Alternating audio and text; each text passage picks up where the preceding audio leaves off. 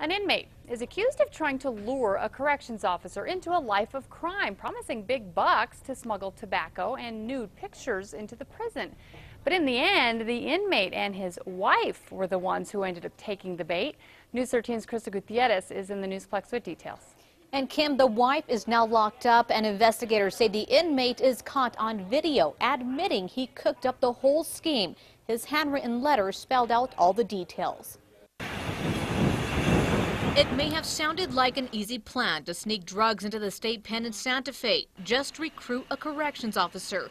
At least that was the plan. The inmate gave him the letter while they were handing out meds in a medical run. The Secretary of Corrections says that handwritten letter from inmate Kevin Foles spelled out the deal. It said the inmate's wife, quote, has $500 cash for you for something smaller. Detectives say that something smaller would include smuggling tobacco and nude pics of his wife. At times, the inmate begged the officer, writing, "Please help me out, dude," and saying it's, quote, easy money. The letter instructed the officer to call Foles' wife, Erica Salcido, who lived in Albuquerque. He was to say his name was Bobby. The inmate thought the plan was in motion, but the officer turned that letter over to his deputy warden. Bernalillo County Sheriff's detectives started an undercover investigation, and another corrections officer helped out and called Salcido.